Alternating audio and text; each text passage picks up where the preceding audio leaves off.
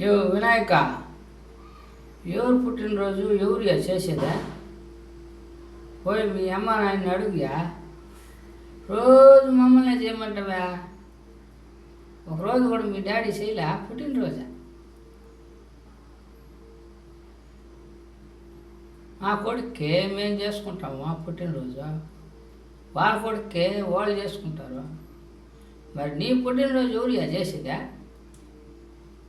పోయా మీ డాడీని అడుగు, పోయి పుట్టినరోజు చేయమునా. మమ్మల్నే చేయమంటావా? అడతా